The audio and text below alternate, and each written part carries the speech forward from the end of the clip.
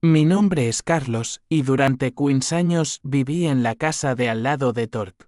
15 años en los que cada mañana, al salir a trabajar, intentaba saludarlo con una sonrisa. 15 años en los que él desviaba la mirada como si yo fuera invisible. Torque era un hombre de unos 50 años, rubio, de ojos azules, siempre impecablemente vestido. Trabajaba en una empresa de seguros y manejaba un BMW negro que lavaba religiosamente cada sábado. Yo, por el contrario, era un joven afrodescendiente que trabajaba en una fábrica textil.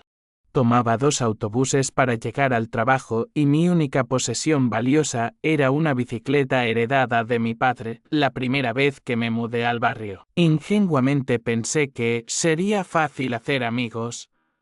Era un vecindario de clase media, tranquilo, con casas pequeñas pero dignas. Mi madre había ahorrado durante años para dar el enganche de esa casa. Y para nosotros representaba el sueño americano hecho realidad. Recuerdo vívidamente el día que intenté presentarme. Era un domingo por la tarde, él estaba regando su jardín perfectamente cuidado. Me acerqué con una sonrisa genuina. Hola, soy Carlos, su nuevo vecino. Él levantó la vista por una fracción de segundo, murmuró algo ininteligible y siguió con su tarea como si no hubiera escuchado nada. Pensé que tal vez era tímido, pero con el tiempo, me di cuenta de que, con otros vecinos blancos, era completamente diferente. Los saludaba efusivamente, conversaba sobre el clima, los deportes, la política. Incluso organizaba barbacoas en su patio trasero, a las que, obviamente, nunca fui invitado. La situación se volvió más dolorosa cuando mi madre se enfermó. Diabetes avanzada la tenía confinada a la cama la mayor parte del tiempo. Yo trabajaba turnos dobles para pagarlos medicamentos y las consultas médicas. Llegaba a casa exhausto, a veces llorando de frustración y cansancio. Una noche, mientras ayudaba a mi madre a caminar hasta el baño, la vi caer. Su grito desgarrador despertó a medio vecindario. Mientras esperaba la ambulancia, varios vecinos se acercaron a ofrecer ayuda. Todos menos Torque. Él salió a su porche, observó la escena con frialdad y regresó adentro sin decir una palabra de esa noche en el hospital. Mientras mi madre luchaba por su vida, me quedé pensando en esa mirada. No era solo indiferencia, era desprecio puro. Y por primera vez en mi vida, sentí un odio profundo hacia alguien. Los meses siguientes fueron un calvario. Los gastos médicos se acumulaban. Tuve que vender mi bicicleta y empeñar el anillo de bodas de mi difunto padre. Torque, mientras tanto, remodeló su cocina y compró un auto nuevo. La diferencia entre nuestras realidades era abismal. Pero lo que más me dolía era esa negación constante de mi humanidad. Un día, desesperado, decidí pedirle ayuda directamente, no dinero. Solo que fuera testigo de una solicitud de préstamo que estaba haciendo. Su respuesta fue lapidaria: no me meto en asuntos de gente como tú, gente como yo. Esas palabras se quedaron grabadas en mi alma como hierro candente. Esa noche, arrodillado junto a la cama de mi madre, le prometí que algún día las cosas cambiarían, que encontraría la manera de salir de esa situación. No sabía cómo, pero sentía que el universo me debía algo después de tanta humillación. Mi madre falleció 3 meses después. Torque no asistió al funeral, a pesar de que se realizó en la iglesia del barrio, pero sí se quejó con otros vecinos porque los autos de los dolientes bloquearon momentáneamente su entrada ese día mientras cargaba el ataúd de mi madre. Juré que algún día Torque me miraría a los ojos, y cuando lo hiciera, sería él quien tendría que bajar la mirada. Después del funeral de mi madre, caí en una depresión profunda. Perdí el trabajo en la fábrica por faltar demasiado. Y los ahorros que había logrado reunir se evaporaron en cuestión de semanas. La casa, que tanto significaba para mi familia, estaba en riesgo de ser embargada. Thorpe, aparentemente, se enteró de mi situación. En lugar de mostrar compasión, empezó a hacer comentarios despectivos con otros vecinos. Ya sabía que no iba a durar mucho. Le escuché decir a la señora García: «¿Esta gente siempre termina igual?».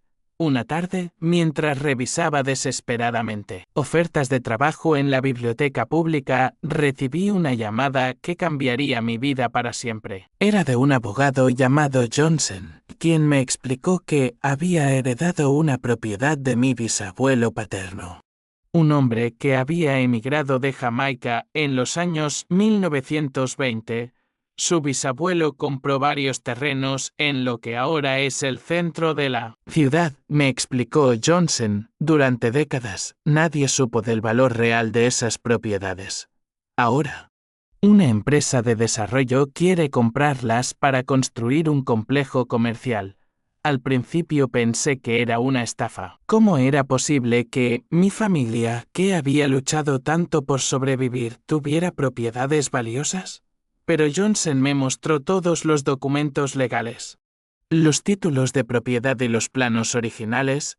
Mi bisabuelo, aparentemente, había sido más astuto de lo que nadie imaginaba. Había comprado esos terrenos cuando no valían nada.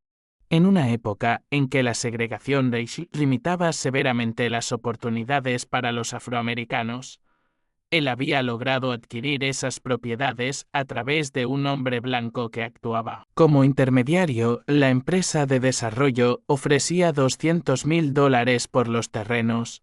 $200,000, una cifra que ni siquiera podía imaginar. Firmé los papeles con manos temblorosas, sintiendo que mi madre me miraba desde el cielo con una sonrisa.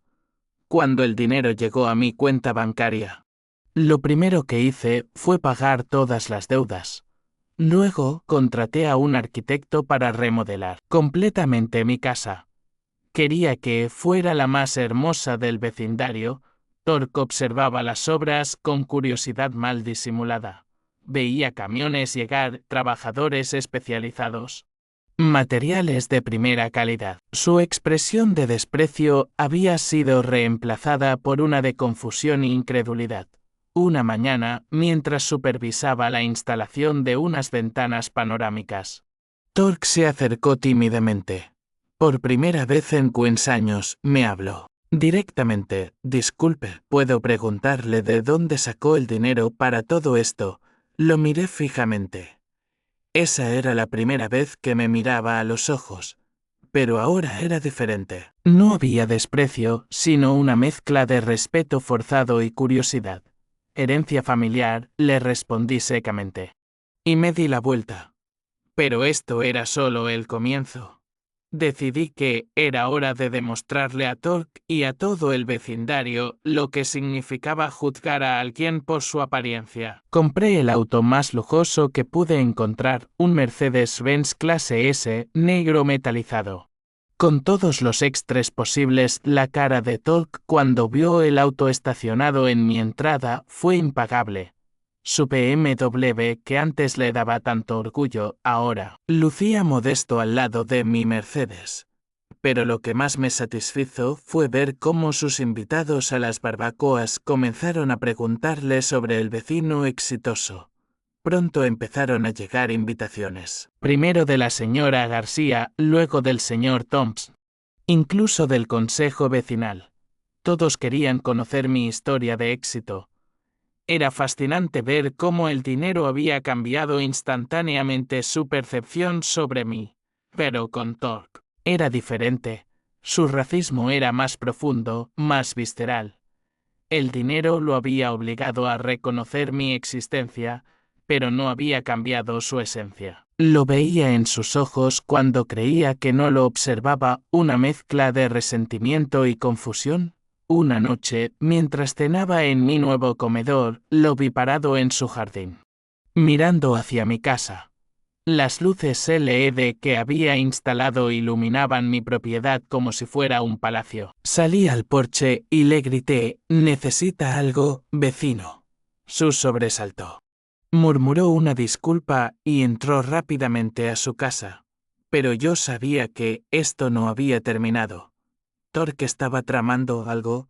Su orgullo herido no podía aceptar que gente como yo viviera mejor que él. Lo que vino después superó todas mis expectativas. Torque no solo no había cambiado, sino que su resentimiento había crecido exponencialmente. Comenzó una campaña silenciosa pero sistemática para desprestigiarme en el vecindario. Primero fueron rumores susurrados, seguro que ese dinero no es legal. Le decía a quien quisiera escuchar. La gente así no consigue dinero honestamente. Luego empezó a llamar a la policía con denuncias falsas. Música alta cuando yo estaba leyendo en silencio. Actividad sospechosa cuando recibía entregas de muebles. La situación se intensificó cuando Todd descubrió que yo había contratado a un investigador privado para que verificara los antecedentes de mi herencia. Pensó que yo estaba investigándolo a él y su paranoia alcanzó niveles absurdos. Comenzó a instalar cámaras de seguridad apuntando hacia mi propiedad, violando claramente las leyes de privacidad. Una tarde, mientras regresaba de una reunión con mi contador, encontré a Torque hablando con un hombre en traje. Era un inspector de la ciudad que había venido a verificar si mis renovaciones tenían los permisos correspondientes. Por supuesto, los tenía todos. Pero la intención de Torque era clara, quería encontrar cualquier pretexto para crearme problemas, ¿sabe? ¿Qué, señor Torque? Le dije al inspector frente a él. Lleváis todo lo que quiera. Pero también le sugiero que verifique las cámaras de seguridad de mi vecino. Porque creo que están violando mi privacidad. El inspector tomó nota, y la cara de Torque se descompuso.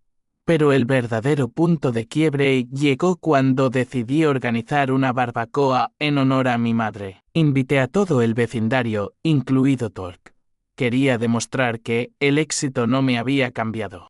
Que seguía siendo el mismo Carlos que había intentado ser su amigo años atrás. Contraté a un chef profesional, instalé luces especiales en el jardín y hasta traje una banda de música local. La inversión fue considerable, pero quería que fuera memorable. No era solo una barbacoa, era una declaración. Una forma de mostrar que había llegado para quedarse. La barbacoa fue un éxito rotundo. Más de 30 vecinos vinieron, disfrutaron de la comida gourmet y por primera vez en años me sentí realmente parte de la comunidad. La señora García me abrazó con lágrimas en los ojos. Carlos, tu madre estaría tan orgullosa. El señor Toms, que había sido testigo silencioso del racismo de Torque durante años, me pidió disculpas públicamente. Todos menos Torque, quien observaba desde su ventana con una expresión de desprecio absoluto. Podía verlo moverse de ventana en ventana como un animal enjaulado, viendo cómo toda la atención se centraba en mi casa, hacia las 10 de la noche. Cuando los niños ya habían sido llevados a sus casas y quedaban solo los adultos tomando vino y conversando, Torque apareció en mi jardín. Había estado bebiendo y su máscara de civilidad había desaparecido completamente. ¿Crees que con dinero vas a cambiar lo que realmente eres? Me gritó frente a los pocos vecinos que quedaban. Sigues siendo el mismo negro que llegó aquí sin nada. El dinero no cambia la sangre. El silencio que siguió fue sepulcral.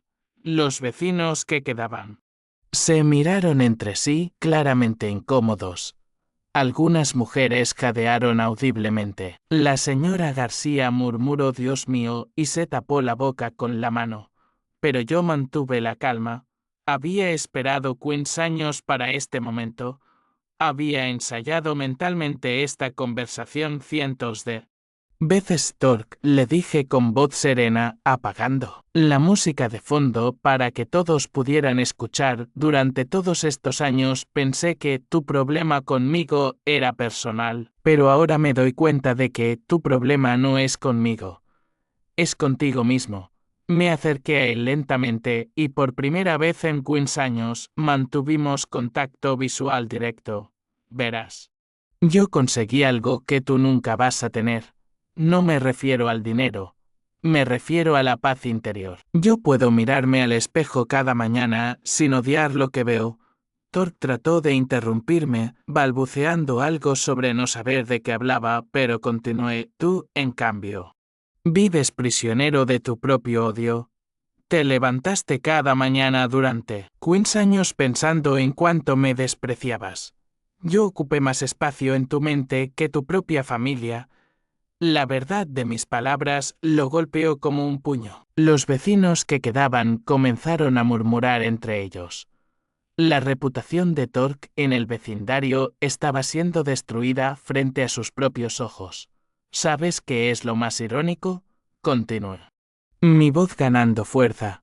Mientras tú perdías años de tu vida odiándome, yo estaba construyendo la mía. Mientras tú te consumías en resentimiento, yo cuidaba a mi madre moribunda. Mientras tú planeabas cómo hacerme daño, yo trabajaba dobles turnos para pagar medicamentos. Tork estaba visiblemente temblando ahora. Algunos vecinos habían sacado sus teléfonos y estaban grabando. Sabía que este momento se convertiría en el tema de conversación del vecindario durante meses. Pero lo más triste, continué, es que ahora que tengo dinero, vas a tener que tragarte todo ese odio. Vas a tener que sonreírme cuando nos veamos. Vas a tener que fingir respeto. Y cada vez que lo hagas, vas a recordar todas las veces que me trataste como si fuera invisible. Cállate, gritó Tork, perdiendo completamente el control. ¿No tienes derecho a hablarme así? Yo vivo aquí desde antes que tú nacieras. ¿Derecho? Repetí, mi voz ahora cortante como un cuchillo. ¿Tú me hablas de derechos? ¿Dónde estaba mi derecho a ser tratado como un ser humano? ¿Dónde estaba mi derecho a caminar por este barrio sin sentir tu desprecio? ¿Dónde estaba mi derecho a que me ayudaras cuando mi madre se estaba muriendo? La multitud murmuró su apoyo. Algunos vecinos comenzaron a sentir visiblemente. Pero, ¿sabes qué, Tork? Dije, mi voz ahora más calmada, pero con una intensidad que cortaba el aire. Te agradezco. Porque tu odio me hizo más fuerte. Cada vez que me ignoraste. Me recordaste que tenía que trabajar más duro. Cada vez que me despreciaste, me prometí que algún día estarías en el lugar equivocado de esta conversación. Tork se tambaleó, claramente derrotado. Intentó decir algo, pero las palabras no salían. Finalmente, se dio la vuelta y caminó hacia su casa, pero antes de llegar a la puerta, le grité, Tork. Se detuvo sin voltearse. La próxima vez que me veas, no bajes la mirada. Mírame a los ojos, porque ahora sabes que soy alguien que merece respeto, y tú vas a dármelo, te guste o no. Los días siguientes fueron reveladores. Tork evitaba salir de su casa cuando sabía que yo estaba afuera. Algunos vecinos vinieron a disculparse por haber sido cómplices silenciosos de su comportamiento. La señora García me trajo un pastel casero y me dijo, Carlos, debería haber hablado antes. Perdóname por haber sido cobarde. Otros simplemente empezaron a tratarme con el respeto que siempre merecí. El señor Toms me invitó a unirme al consejo vecinal. Los Wilson me pidieron que fuera el padrino de bautizo de su hijo. Era como si toda la comunidad hubiera despertado de un hechizo, pero lo más satisfactorio fue ver cómo Tork comenzó a deteriorarse. Las cámaras de seguridad fueron removidas por orden municipal. Recibió multas por violación de privacidad. Sus pocos amigos en el vecindario comenzaron a distanciarse. Su esposa, que había sido testigo silenciosa de su comportamiento durante años, empezó a salir sola a las reuniones sociales. 3 semanas después, vi un letrero de su vende en el jardín de Tork. No pude evitar sonreír. Había ganado más que una batalla personal. Había recuperado mi dignidad y expuesto la verdadera naturaleza de mi tormentador. La casa se vendió en menos de un mes. aparentemente. Tork había aceptado una oferta por debajo del valor de mercado, desesperado por irse. El día que se mudó, mientras cargaba sus pertenencias en un camión, nuestras miradas se cruzaron una última vez, esta vez. Él no desvió la mirada. Había algo parecido al reconocimiento en sus ojos. No respeto, pero sí reconocimiento. Era la mirada de un hombre derrotado que finalmente entendía que había desperdiciado años de su vida en un odio que solo lo había destruido a él. Nunca más volví a verlo. Pero había aprendido algo valioso: el verdadero poder no viene del dinero, sino de la capacidad de mantener la dignidad cuando todo el mundo trata de quitártela. Hoy, 5 años después, sigo viviendo en esa casa. Se ha convertido en un hogar lleno de vida y alegría. Organizo reuniones comunitarias. Ayudo a familias necesitadas y he creado una fundación en memoria de mi madre para asistir a personas que luchan con gastos médicos. Los nuevos vecinos que compraron la casa de Tork son una familia latina maravillosa. Irónicamente, sus hijos juegan en el mismo jardín donde Tork una vez planeó su campaña de odio. La vida tiene una forma poética de corregir sus propios errores, porque al final, mi madre tenía razón. No se trata de venganza. Se trata de demostrar que el amor siempre vence al odio, que la dignidad no se compra ni se vende y que a veces, para sanar, hay que cerrar puertas aunque te duela. Y cuando lo haces, prepárate para todas las llamadas perdidas que llegarán. Después, ¿alguna vez sentiste que diste todo y aún así te trataron como un estorbo? Comenta tu historia abajo, suscríbete y comparte este video con alguien que necesita escucharlo. Por favor, suscríbete para ayudarme a llegar a 1000 seguidores. Te amo. A veces, para sanar, hay que cerrar puertas aunque te duela. Aunque esas puertas hayan sido parte de tu vida durante años. Aunque detrás de ellas haya risas, promesas y momentos que juraste que serían eternos. Cerrar una puerta no significa olvidar. Significa que ya no puedes quedarte en un lugar que te rompe en silencio. Es mirar esa manija temblando con el corazón en la garganta y decidir: ya basta. Hay cicatrices que no se ven, pero sangran cada vez que insistes en quedarte donde ya no hay amor. Y cuando finalmente reúnes el coraje para alejarte, prepárate. Prepárate para la culpa disfrazada de nostalgia, para los recuerdos que vendrán a tocarte la piel en la madrugada, para las personas que te ignoraron volviendo como si nada, para las disculpas que llegan tarde y para todas esas llamadas perdidas, de quienes solo se acordaron de ti cuando ya no estás disponible. Cerrar una puerta duele, pero dejarla entreabierta te mata lentamente. Sanar no es lineal. A veces se siente como abandono, otras como traición a lo que soñaste. Pero con el tiempo, descubrirás que no era egoísmo, era sobrevivencia. Y entonces entenderás: quien realmente merecía estar contigo nunca te habría hecho dudar si debías quedarte.